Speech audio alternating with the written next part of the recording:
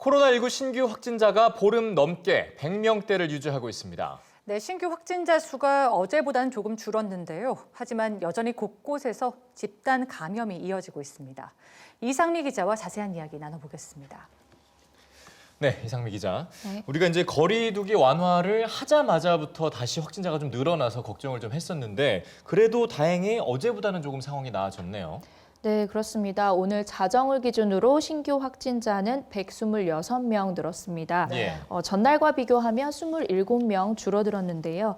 지난 3일 100명대에 진입한 이후로 보름 넘게 100명대를 유지하고 있습니다. 좀처럼 두 자릿수로 떨어지지는 않고 있는 건데요. 예. 신규 확진자의 감염 경로를 좀 살펴보면요. 국내 발생이 109명, 해외 유입이 17명입니다. 경기도 광명의 기아자동차 공장과 서울 세브란스병원 등 곳곳에서 집단 감염이 계속되고 있습니다. 사망자는 어제 하루 5명이 더 늘어나서 377명으로 집계됐습니다. 네, 안심할 수만은 없는 상황인 것 같고요. 자, 이제 어제 충남 보령에서 고등학교 집단 감염 소식을 전해드렸었는데 오늘은 대학가에서 감염자 소식이 나왔습니다.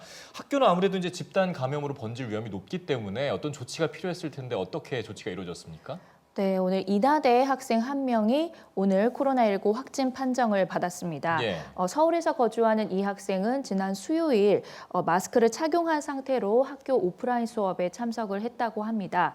이후에 가족의 확진 소식을 접했고요. 다음 날 서울에 있는 보건소에서 검사를 받고 확진 판정을 받았습니다.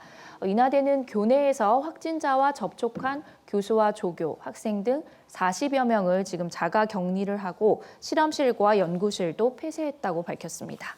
예. 네, 참 16일째 101명에서 이제 내려가질 않고 있는데 100명대에서 사회적 거리두기가 2단계로 올라간 뒤에 수도권 주민들의 이동량을 분석한 결과도 나왔다고 하죠.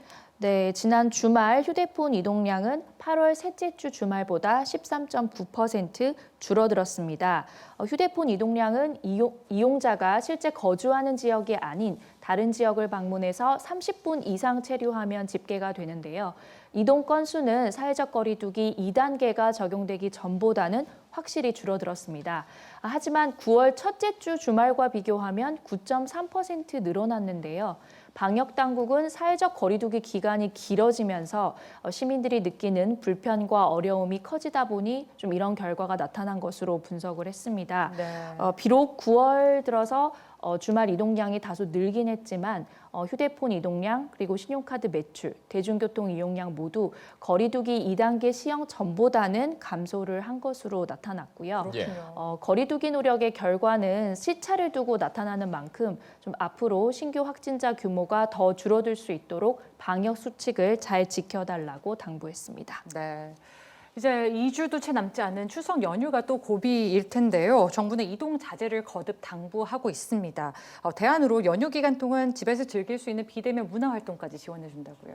네, 이번 추석 연휴를 맞아서 집에서도 즐길 수 있는 다양한 문화 콘텐츠를 준비를 했는데요. 집콕 문화생활이라는 사이트에 접속을 하면 국립중앙박물관, 예술의 전당 등 다양한 공공기관에서 만든 문화 콘텐츠를 누구나 무료로 즐길 수 있습니다. 박물관에서 소장하고 있는 문화유산을 온라인으로 둘러볼 수도 있고요. 연극이나 오페라, 뮤지컬, 국악 공연 등 다양한 프로그램도 접할 수 있습니다.